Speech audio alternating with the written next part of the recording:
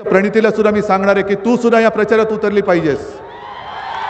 सुशील कुमारजी घरी आले होते, त्यांनी मला विनंती केली आणि सुशील कुमारजी म्हणजे आपल्या शिवसेना प्रमुखांचे जुने मित्र, की प्रणितीताई तुझ्यासाठी या सगळ्यांनी मेहनत केलंय, आता तू यांच्यासाठी मेहनत कर। तमाम महाराष्ट्रप्रेमी बांधवांनो, भगिनी आणि मातांनो, नुसतं टाळ्या वाजवून नाही चालणार, निवडून दिला पाहिजे। ठीक आहे, किती आणि मग त्या ईव्हीएम वरती कितवा नंबर आहे, निशाणी कोणती आहे?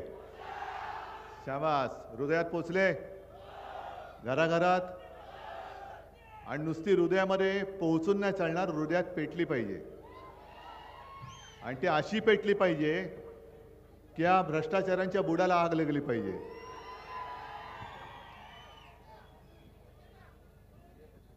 सगळीकडे फिरताना जोर दिसतोय, जल्लोष आहे। मगाशी सांगोल्याची सभा सुद्धा तुफान झाली। काल परवाकडे मराठवाड्यात होतो, विदर्भात होतो, आधी कोकणात होतो। एक तुफान आले महाराष्ट्रामध्ये, भगवं वादळ आलेलं आहे। एक एक मुद्द्यावरती मी येणारच आहे। आपल्या अमरदादाने आपल्या व्यथा मांडल्या आणि ते सोडून घ्यायचेत की नाही तुम्ही ठरवायचं, काय तसंच चालू ठेवायचंय। मग बदल पाहिजे असेल तर आपल्याला अमरदादाला निवडून द्यावंच लागेल। आता निवडणुका आल्या म्हटल्यानंतर सर्व पक्षांचे नेते येत आहेत, सर्व पक्षांचे नेते येत आहेत आणि एकमेकावरती चिखलफेक करतायत। चिखल आलाच आणि तेच चिखलफेक करतायत। पण मला आश्चर्य एका गोष्टीचं वाटतं की आपल्या देशाचे पंतप्रधान देशाचा कारभार सोडून महाराष्ट्रामध्ये फिरतायत।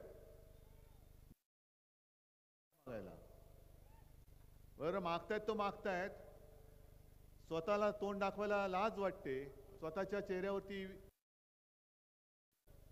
म्हणून हिंदू हृदय सम्राट शिवसेना प्रमुखांच्या नावावरती मत मागतायत।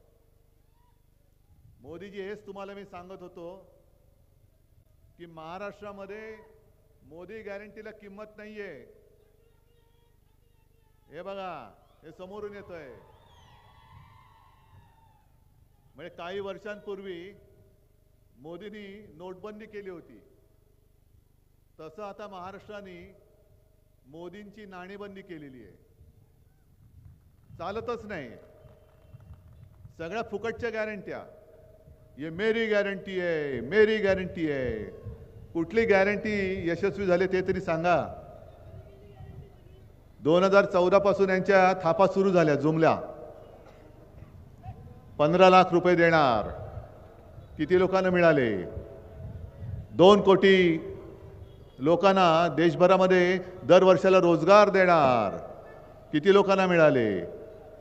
शेतकऱ्यांचं उत्पन्न दुप्पट होणार, किती लोकांना मिळाले? काहीच नाही। प्रधानमंत्री सन्मान योजना, बऱ्याच काही गोष्टी सांगतात, होत काहीच नाहीये। आणि आता ते घसरलेत, मग त्यांच्याकडे मुद्दे काही नाहीये। आज नांदेडमध्ये होते, मी पण तिथूनच आलो। सुदैवाने त्यांचं दर्शन नाही झालंय, माझं नशीब। पण तिथे त्यांनी मला आव्हान दिले, आव्हान असं दिलंय की राहुल गांधींनी बाळासाहेबांबद्दल 2 शब्द चांगले बोलून दाखवावेत। मोदीजी, तुम्हाला कदाचित तुमचा भाषण लिहिणारा सुट्टीवरती गेला असेल किंवा टेलिप्रॉम्प्टर बिघडला असेल, आणि टेलिप्रॉम्प्टर बिघडला असेल तर आमच्या मिंद्याचा टेलिप्रॉम्प्टर घेऊन जा। ती बातमी पाहिली का तुम्ही सगळीकडे? मिंद्याचा टेलिप्रॉम्प्टर कोण बाजूला उभा असलेला? तो धरण फोडणारा खेकडा। तो पाटणं सांगतोय आणि मिंदे बोलतोय, तो पाटणं सांगतोय आणि मिंदे बोलतोय। पण मोदींना आठवत नाही आहे की ज्या वेळेला लोकसभा निवडणुका होत्या त्याच्या आधी शिवाजी पार्कवरती महाविकास आघाडीची जी सभा झाली त्या सभेच्या आधीच राहुल गांधींनी तिथल्या बाळासाहेबांच्या स्मृतीस्थळावरती जाऊन बाळासाहेबांना अभिवादन केलं होतं. हे मोदीजी तुमच्याकडे तुमच्या हेरानी पाठवलं नसेल तर तो व्हिडिओ मी तुम्हाला पाठवतो. कोणाला शिकवताय तुम्ही आणि काय शिकवताय? काय नवीन एक एक एक एक शब्द काढलेत त्यांनी. का काढलेत? तर मी भाजपला लाथ घातली कारण त्यांचं घरं पेटवणारं हिंदुत्व हे मला मान्य नाही.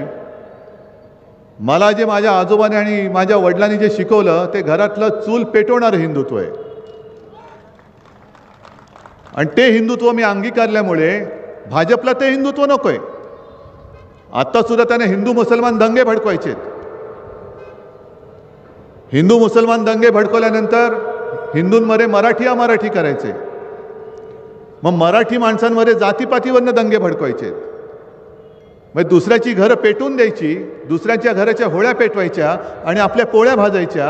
हे असे नतद्रष्ट भाजपवाले, त्यांना मी लाथ घातली म्हणून आता त्यांच्या पोटात दुखते. ना भाडकावपेक्षा आज मला आणखीन एक क्लिप आली. आपलाच एक जिल्हा प्रमुख आहे, मला वाटतं सातारा सांगलीचा असेल, त्यांनी छान म्हटलंय, भाजपा म्हणजे भामटा जगला पाहिजे. भामटा जगला पाहिजे. सगळे भामटे एकत्र केलेत. ये मोदी गॅरंटी आहे. मग मोदीजी तुम्ही जसं मला आव्हान देता तसं मी तुम्हाला आव्हान नाही देत. तुम्ही फार मोठे आहात, विश्वगुरू आहात. आम्ही कोण? आम्ही आपली साधी माणसं. आमच्या हिंदुत्वावरती बोलताना तुम्ही नवीन जे आता गुलाबी जॅकेट घेतलंय, बरोबर, कोण गुलाबी जॅकेट? त्यांनी एक उमेदवार उभा केला मुंबईत, नवाब मलिक, जे माझ्या मंत्रिमंडळात माझे सहकारी होते. त्यांना भाजपने अटक केली होती वरनं, ईडी इन्कम टॅक्स वगैरे काही पाठवून अटक करून आत टाकलेलं, बरोबर आहे. आणि देवेंद्र फडणवीसांची ती क्लिप माझ्याकडे मोबाईलमध्ये आहे की दाऊद से व्यवहार करने का, म्हणजे त्यांनी सांगितलं की दाऊद बरोबर व्यवहार करणाऱ्या माणसाबरोबर हे मांडीला मांडी लावून बसतायत आणि आमच्याकडे ठोस पुरावा आहे. मग तो ठोस पुरावा आता कुठे ठोसला? कुठे ठोसला? नवाब मलिक आज अजित पवारांकडनं मुंबईमध्ये उमेदवार आहेत. मुंबईमध्ये मोदीजी तुम्ही येणार आहात ना, मग तुमच्या घटक पक्षाचा उमेदवार म्हणून नवाब मलिकला व्यासपीठावर घेणार आहात की नाही हे पहिलं तुम्ही मला सांगा. आणि जर तुम्ही त्याला घेणार नसाल तर अजित पवारांना विचारतोय, अशा तुमच्या उमेदवाराला नाकारणाऱ्या माणसाला तुम्ही नेता तुम्ही मानता का? कारण कोणतरी एक खरं बोलतोय, कोणतरी खोटं बोलतोय. अजित पवार यांनी बेधडक सांगितलं की नवाब मलिक दाऊद बरोबर संबंधित असूच शकत नाही. मी त्यांना अनेक वर्ष ओळखतो, ते माझ्या पक्षाचे अधिकृत उमेदवार आहेत आणि मी त्यांच्या प्रचाराला जाणारच. मग जाणारच, जाणारच. मग अशा पक्षाबरोबर मोदीजी तुम्हाला युती चालते. आणि ज्या शिवसेना प्रमुखांनी तुम्हाला वाचवलं, नाहीतर अटलजींनी तुम्हाला केराच्या टोपलीत फेकलं होतं, त्यांचा पक्ष तुम्ही संपवायला निघालात. राहुल गांधींनी तिकडे जाऊन स्मारकावरती अभिवादन केलं, पण राहुल गांधींनी कधीही मला बाळासाहेबांची नकली संतान बोललेलं नाहीत. मोदीजी ते पाप तुम्ही केलेलं आहे. नकली संतान म्हणाले होते मला. आणि दुसरे त्यांचे ते सर्किट भाई, कोण?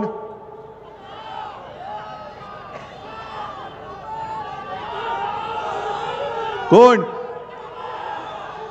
अरे नाव सांगा ना, मला कसं कळणार? अमित शहा हेच बोलायचं तुम्हाला? मला माहित नाही, मी नुसतं सर्किट भाई बोललो. त्यांनी मला एक आव्हान दिले. आम्ही काश्मीरमध्ये 370 कलम हटवलं. आणि उद्धवजींमध्ये हिंमत असेल तर याच्यावर बोला, त्याच्यावर बोला. नाही, मी 370 कलमवरतीच बोलतो आणि काश्मीरवरतीच बोलतो. अमितजी, तुम्ही 370 कलम जे हटवलं त्यावेळेला शिवसेनेने पाठिंबा दिला होता. हे तुम्ही जरा तुमचं डोकं खाजवा आणि पुरावे जे काय आहेत तुमच्या गृह खात्याकडे ते तपासून बघा की 370 कलम काढल्यानंतर किंवा काढताना कोणी कोणी तुम्हाला पाठिंबा दिला होता. आम्ही जरूर तुमच्यासोबत तिकडे होतो. पण 370 कलम काढल्यानंतर अमित शहा देशाचे गृहमंत्री आहेत, तेव्हाही होते. नरेंद्र मोदी तेव्हाही पंतप्रधान होते, आत्ताही दुर्दैवाने आहेत. मग 370 कलम काढल्यानंतर अदानी सोडून किती जणांनी तिकडे जागा विकत घेतल्या? आणि जेव्हा मोदी आणि शहांचं नामोनिशाण या देशाला माहिती नव्हतं, त्यावेळेला तिथल्या काश्मीरी पंडितांवरती, हिंदू पंडितांवरती जे अत्याचार होत होते, त्या अत्याचाराच्या वेळेला स्वतःचं घर सोडून आपल्याच देशात निर्वासित होण्याची वेळ त्या हिंदू पंडितांवरती आली होती. कुठे होतात तुम्ही? मोदीजी कुठे होते? शहाजी कुठे होते? आणि तेव्हा एकच मर्द जो काश्मीरी हिंदू पंडितांच्या मागे उभा राहिला आणि त्यांना महाराष्ट्रात आसरा दिला, ते म्हणजे हिंदू हृदय सम्राट शिवसेना प्रमुख बाळासाहेब ठाकरे. तुम्ही आम्हाला हिंदुत्व शिकवताय आणि आता त्यांच्या पोटात गोळा एवढ्यासाठी आलाय की संपूर्ण महाराष्ट्रभर मी भाजपला लाथ घातली आणि आपलं हिंदुत्व हे नुसतं दंगली आणि घर पेटवणारं नाही हे कळल्यामुळे बहुतेक सगळ्या ठिकाणी मुस्लिम समाज पण आपल्यासोबत मोठ्या संख्येने आलेला आहे. आणि मी मगाच्या सभेत सुद्धा सांगितलं की मला एक वाक्य असं काढून दाखवा शिवसेना प्रमुखांचं की त्यांनी सगळ्याच्या सगळ्या मुसलमानांना गुन्हेगार ठरवलेलं आहे. कधीच नाही. उलट त्याही वेळेला त्यांनी सांगितलं होतं की आपल्या क्रिकेट टीमचा कॅप्टन अझरुद्दीन होता, टीममध्ये किरमाणी होते आणि जो जो हा देश आपला आहे हे समजतो, जो मानतो, या देशासाठी जो शहीद व्हायला तयार आहे, तो जातपात धर्माने कोणी असला तरी तो आमचा आहे, हे आमचं हिंदुत्व आहे.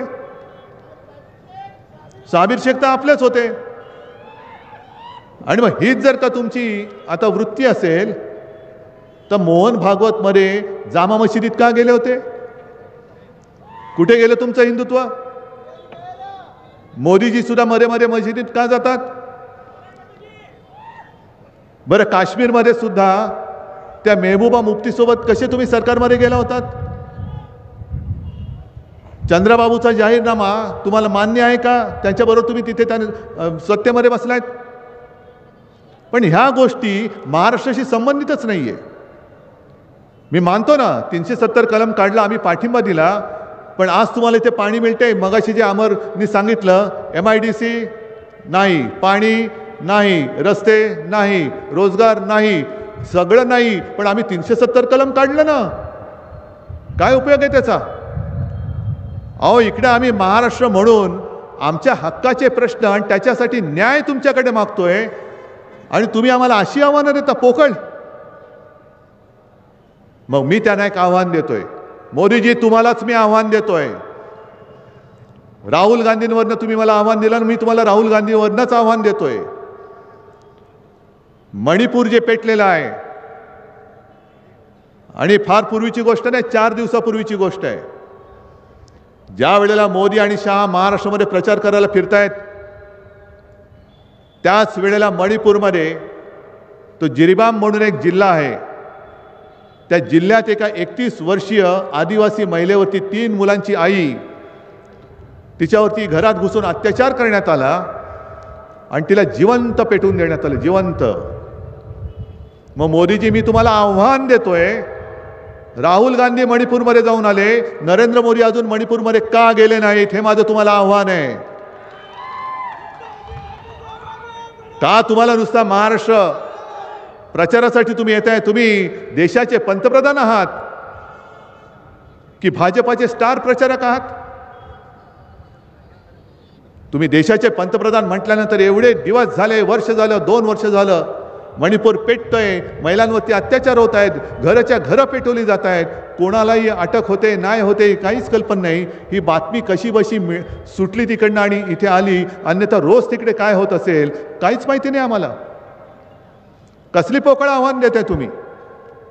आव्हान आमच्या समोर या माता भगिनींच्या आयुष्यामध्ये समाधान कसं राहायचं ते आव्हान आम्हाला पाहिजे, आम्ही घेतो आहोत, स्वीकारतो आहोत आणि त्याने ते आम्ही देणार आहोत.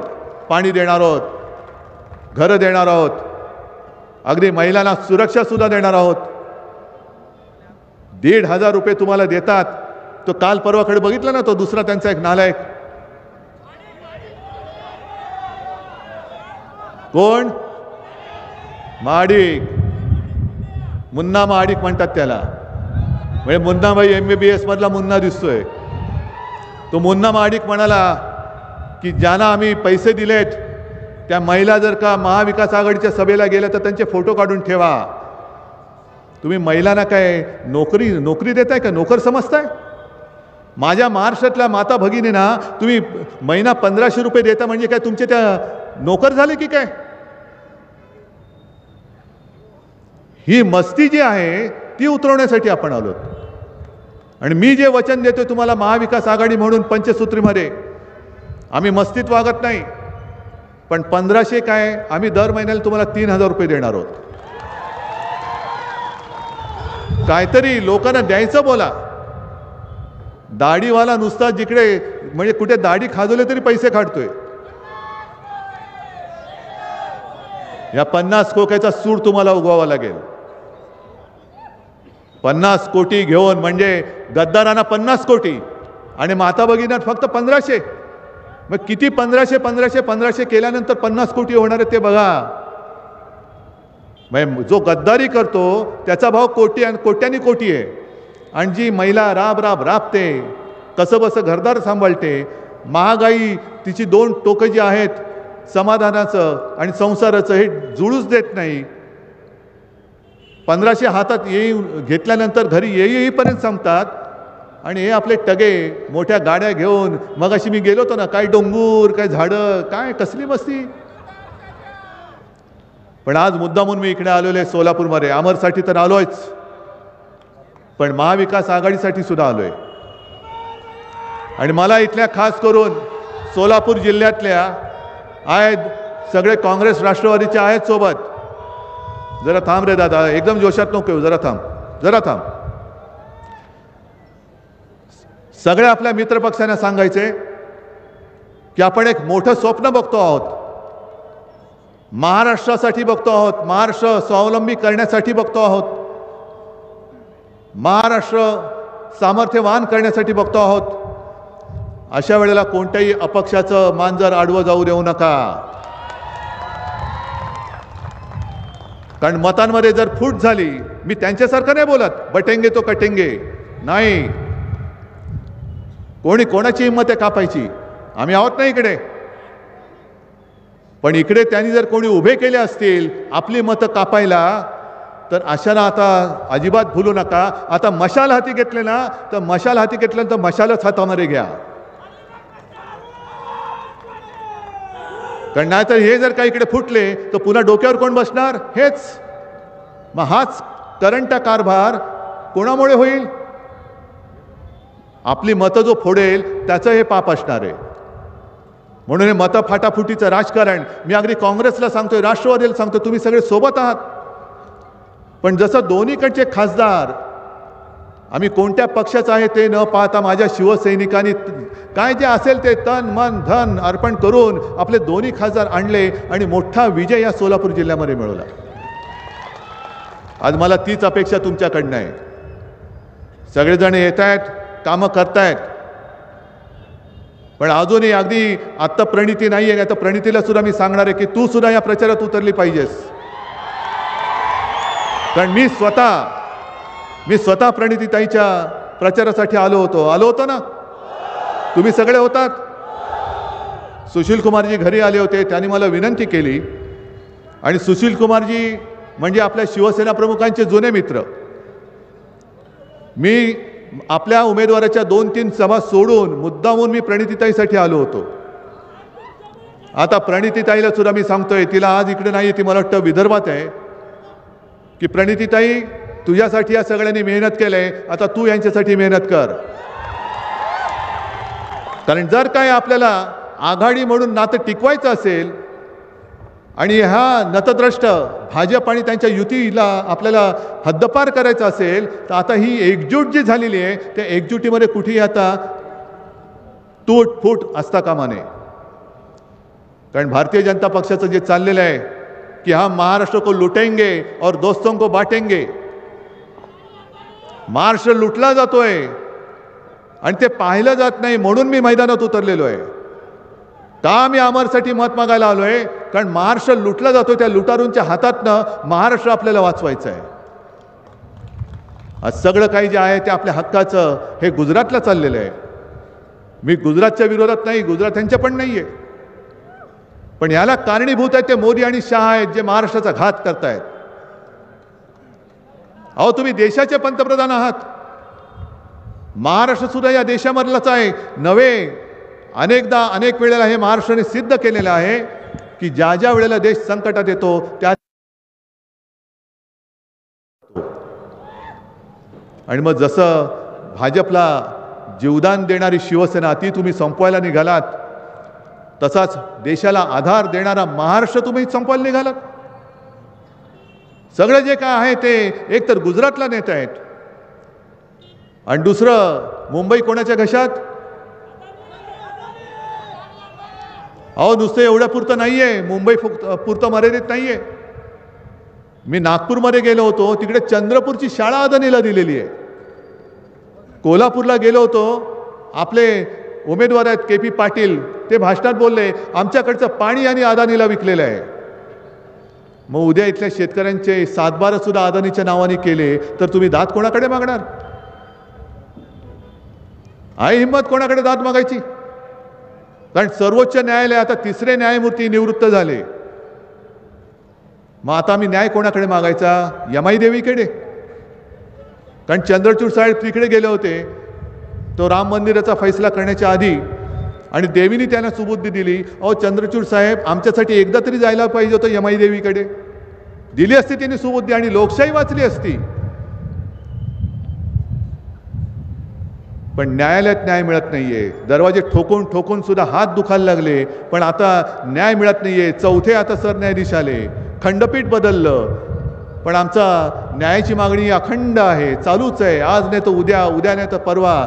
म्हणजे पूर्वी ते महाराष्ट्र राज्य लॉटरी त्याची जाहिरात होती, महाराष्ट्र राज्य लॉटरी का फल आज नाही तो कल. तसा आमच्या या लोकशाहीबद्दलचा लढा, त्याचा फैसला आज नाही तो कल, कल नाही तो परसो, परसो नाही तो तरसो. अरे काय चाललंय? पण महत्वाचा मुद्दा जो मी तुम्हाला सांगतोय की सगळं जे काय आहे म्हणजे सगळं, पोर्ट अदानीकडे, एअरपोर्ट अदानीकडे, वीज अदानीकडे, सगळे तुमचे वेअर हाऊसेस अदानीकडे. मग शिल्लक काय राहिले? तुम्ही काय महाराष्ट्राचं अदानीकरण करताय? महाराष्ट्र काय गुजरातच्या चरणी वाहून टाकताय? आणि नुसते हे मिंधे यांना सत्ता मिळाली, सत्तेची ऊब मिळाली म्हणून हे त्यांच्यासमोर महाराष्ट्र विकून, जी आई आहे आपली महाराष्ट्र, ती विकून त्यांच्यासमोर शेपट्या हलवणार आणि त्यांना आपण राज्यकर्ते म्हणून पुन्हा निवडून देणार. मला तरी नाही पटत आणि मला पटत नाही. मला कोणी, तुम्ही सगळे म्हणताय भावी मुख्यमंत्री, माझ्या डोक्यात अशी स्वप्न पडत नाहीत. मी लढतोय, हे चालले ते मला पाहवत नाही म्हणून मी लढतोय आणि महाराष्ट्राची गद्दारी करणं हे माझ्या रक्तात नाही म्हणून मी लढतोय. मी लढतोय. जर तुम्हाला मंजूर असेल सोबत या, नसेल मी एकटा आहेच. पण मोदी आणि शहाना मला सांगायचंय की तुम्ही जो माझा पक्षाचा घात केलात आणि सगळी चोर कंपनी घेऊन माझ्या अंगावरती येत आहे, माझीच माणसं घेऊन माझ्यावरती वार करायला येत आहे, हे बघा मला आई जगदंबेने दिलेलं कसं केवढं मोठं सुरक्षा कवच आहे. करून दाखवा, वार करून दाखवा. नाही ते नको, हे असे फालतू विषय मला हाताळायचेच नाही आहेत. कारण माझ्या समोर आहे तो महाराष्ट्र आहे. हा महाराष्ट्राचा विषय फार गंभीर आहे. मला चिंता पडलेली आहे ती माझ्या मुख्यमंत्री पदाची नाही, मला तुम्हाला सगळ्यांना आनंदी पाहायचं आहे, तुम्हाला तुमच्या घराच्या जवळच रोजगार द्यायचा आहे मला. आणि म्हणून मी ठरवलेलं आहे, जसं महिलांच्या बाबतीत मी म्हटलं की तुम्हाला 1500चे 3000 तर आपण करणारच आहोत, पण त्याच बरोबरीने जे आज मणिपूरमध्ये घडलं, राज्य तिकडे भाजपचं आहे. हे डबल इंजिन ट्रिपल इंजिन म्हणतायत ना, मग तिकडे इंजिन कुठे गेलं? मणिपूरमध्ये आज सुद्धा भाजपचं राज्य आहे, मुख्यमंत्री भाजपचा, पंतप्रधान भाजपचे, गृहमंत्री भाजपचे, तरी देखील आज सुद्धा तिकडे अत्याचार सुरू आहेत. मग महाराष्ट्रातल्या माझ्या महिलांसाठी मी स्वतंत्र पोलीस स्टेशन्स उघडणार आहे, ज्या पोलीस स्टेशनमध्ये पोलीस अधिकारी आणि पोलीस कर्मचारी सुद्धा महिला असतील. माझ्या माता भगिनीला कधी तक्रार करण्याची वेळ येऊच नये, पण आली तरी तिला रात्री अपरात्री पोलीस स्टेशनमध्ये जायची भीती वाटता कामा नये. जे बदलापूरमध्ये घडलं, चिमुरड्या मुलीवरती अत्याचार झाल्यानंतर तिच्या आईला आणि वडिलांना पोलीस स्टेशनमध्ये ताटकळत ठेवलं होतं, कोणी दखलच घ्यायला तयार नव्हतं. मग जेव्हा ही बातमी बाहेर पडली आणि हजारो लोक रेल्वेच्या ट्रॅकवरती उतरली, तेव्हा कुठे हे सरकार हललं आणि मग तक्रार घेतली. पण झालं काय? न्याय मागण्यासाठी आणि अत्याचाराच्या विरुद्ध जी लोक उसळून रस्त्यावरती आली, त्यांनाच दोरखंडाने बांधून आतमध्ये घेऊन गेले आणि त्यांच्यावरती गुन्हे दाखल केले. मग आता मला मोदींना दुसरं एक आव्हान द्यायचे. मोदीजी, आप आ ही रहे हो, तर एक काम करा, तुमच्या सरकारने निवडणुकीच्या तोंडावर जी आठवण झालेली बहीण आहे, ते 1500 रुपयाचं पाकिट घ्या आणि बदलापूरमध्ये ज्या मुलीवरती अत्याचार झालाय त्या मुलीच्या आईला देण्याचं धाडस करून दाखवा. काय करायचं या पैशाचं? महिलांना सुरक्षा पाहिजे, घर कसं चालवायची ही चिंता आहे, मुलांना कसं शिकवायचं ही चिंता आहे. मुलीला मोफत शिक्षण दिलं जात आहे, पण तसंच मी महाराष्ट्रातल्या मुलांना सुद्धा मोफत शिक्षण देणार आहे. महाराष्ट्राचं लुटलं गेलेलं वैभव मी पुन्हा उभा करून दाखवल्याशिवाय राहणार नाही. कारण महाराष्ट्र आज मागे मागे मागे जात चाललेलं आहे, भ्रष्टाचारात पुढे चाललाय, पण प्रगतीमध्ये मागे चाललेलं आहे. आणि यासारख्या असंख्य गोष्टी आहेत. मधल्या काळामध्ये मला शिर्डीला बोलवलं होतं सरकारी कर्मचाऱ्यांनी, आणि त्यांची एक मागणी आहे, ती सुद्धा मी वचन दिलेलं आहे की निवृत्त सरकारी कर्मचाऱ्यांना मी जुनी पेन्शन योजना लागू करेन. आरक्षणाची सुद्धा जी मर्यादा आहे, आपल्या मनात खूप आहे, पण कायद्याने आपले हात बांधलेत. आणि हे होऊ शकतं केवळ आणि केवळ लोकसभेत होऊ शकतं, इकडे होऊ शकत नाही. म्हणून आपण जे ठरवलंय की आरक्षणाची मर्यादा वाढवून तो ठराव लोकसभेत पाठवून तिकडनं मंजूर करण्यासाठी अगदी मोदी सरकारवरती आम्ही दबाव आणून आम्ही तो करून घेतल्याशिवाय राहणार नाही. आणि तुम्ही सोलापूरकर आहात, तुम्हाला ते सगळे जुने दिवस आठवत असतील. 94-95 साली, जेव्हा 96 साली आपलं सरकार आलं होतं पहिलं दिल्लीमध्ये, अटल बिहारी वाजपेयी पंतप्रधान झाले होते, तेव्हा मला वाटतं सोलापूरमध्येच एक मोठी सभा झाली होती ना एक. आणि त्यांनी एक वचन दिलं होतं धनगर समाजाला.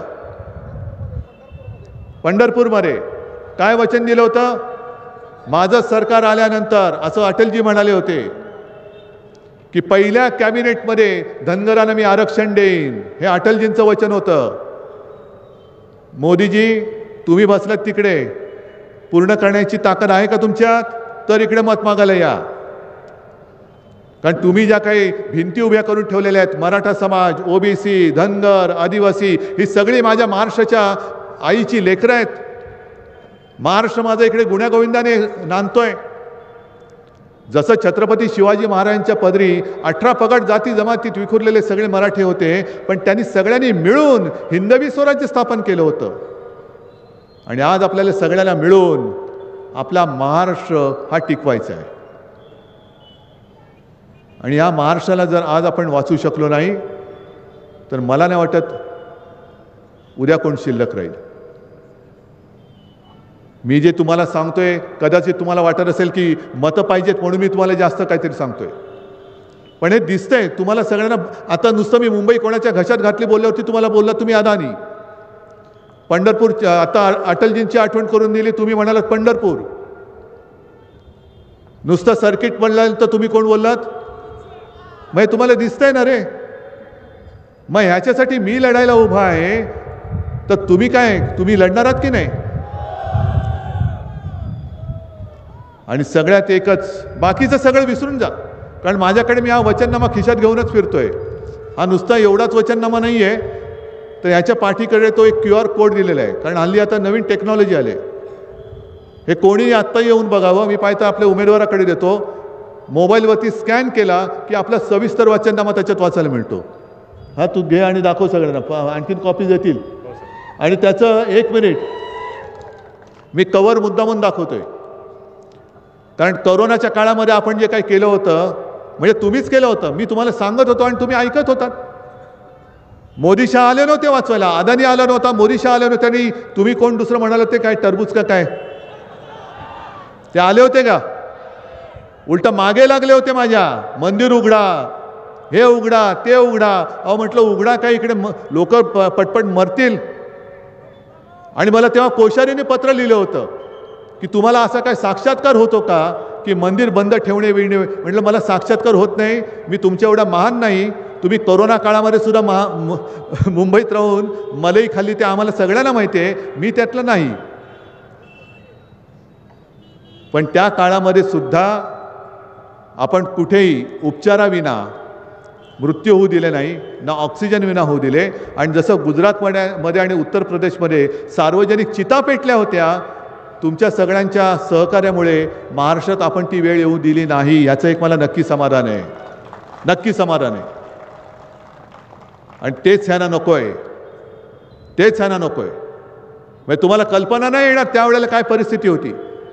संपूर्ण महाराष्ट्रामध्ये सरकारी हॉस्पिटल जे आहेत आणि इतर काही दवाखाने आहेत, अख्ख्या महाराष्ट्रामध्ये सगळे मिळवले तर साधारणतः 7,500-8 हजारच बेड्स होते. आणि रुग्णसंख्या हजारांच्या वरती, लाखांच्या वरती चालली होती. आपण पहिल्या लाटेमध्ये हे जे बेड्स होते ते आपण 3.5 लाखाच्या वरती त्याची क्षमता नेली होती, 3.5 लाखाच्या वरती. मला एक दुसरं राज्य दाखवा. चीनने 15 दिवसामध्ये फील्ड हॉस्पिटल उभं केलं होतं, आपण 17 दिवसामध्ये आपल्या मुंबईमध्ये फील्ड हॉस्पिटल उभं केलं होतं, कोविड केअर सेंटर. मला एक राज्य असं दाखवा. योगींनी केलं होतं, मोदीजींनी केलं होतं, दुसऱ्या कोणत्याही राज्यांनी केलं होतं? नाही केलं. आणि म्हणून तुम्हाला एक नक्कीच मी भाग्यवान मानतो की तुम्ही सगळे मला कुटुंबातील एक. आणि काही जण म्हणतात साहेब तुम्ही आमचे कुटुंब प्रमुख आहात, म्हणून मी या कव्हरवरती लिहिलेलं आहे कुटुंब प्रमुखाचा वचननामा. हा माझा वचननामा आहे, हा माझा वचननामा आहे. आणि त्याच्यावरती मी हेच लिहिले आहे, स्वावलंबी महाराष्ट्र, सर्वोत्तम महाराष्ट्र. याच्यासाठी आता आपल्यालाच पुढे यावं लागेल. हे आम्हाला हे मुद्दामून दाखव सगळ्यांना. आणखीन तुला कॉपी पाठवतो आणि सविस्तर वचननामा पण देईन. हां, बाकीचे मुद्दे जसं मी सांगोल्याच्या सभेमध्ये सांगितलं, तिथले आपले उमेदवार दीपक आबा त्यांनी एक लिस्ट वाचली. जसं आता अमरनी सांगितले ना की अमुक नाही, तमुक नाही, हे नाही, ते नाही, असं करायला पाहिजे, तसं करायला पाहिजे.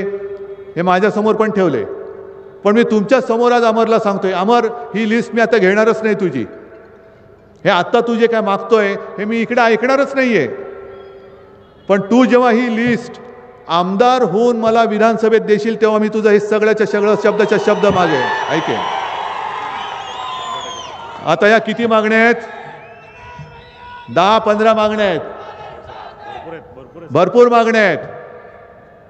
भरपूर मागण्या मान्य करण्याची जबाबदारी, मंजूर करण्याची जबाबदारी माझी. पण माझं एकच मागणं तुम्ही मान्य करायचं आहे. मंजूर तुमच्या सगळ्या मागण्या मान्य, पण माझं एकच मागणं आहे. काय?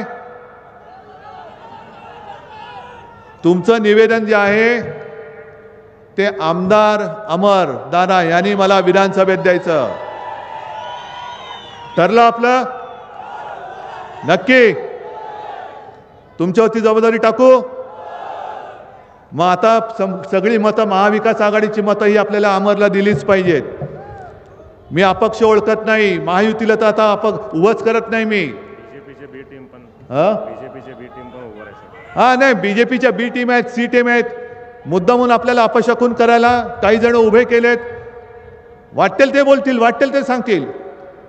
पण आता जर का मशालीला मत नाही दिलं आणि जिथे जिथे महाविकास आघाडीचे उमेदवार आहेत त्यांना जर का आपण मत दिलं नाही, मग हात असेल तिकडे हात, तुतारी फुकणारा मावळा असेल तिकडे तुतारी फुकणारा मावळा, यांच्याशिवाय जर का चौथी कुठे मत पडलं तर तुमचं मत वाया गेलं म्हणून समजा.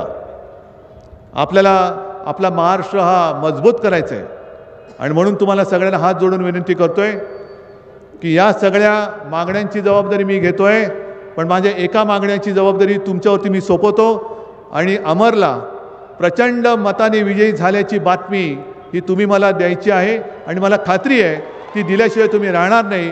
तुम्हाला सगळ्यांना शुभेच्छा देतो. जय हिंद, जय Maharashtra. Jayesh दर्बी collection cotton, linen यासह अनेक ब्रँडेड कंपन्यांच्या सुटिंग शर्टिंगसाठी जयेश दर्बी कलेक्शन, 7 रस्ता मोदी, पंकाविरी जवळ, Solapur. Mayur classic AC banquet hall अब शादी के लिए मिलेगा सिर्फ 1 लाख रुपए में. Mayur classic AC banquet hall, July, Solapur. Management by spice end ice events.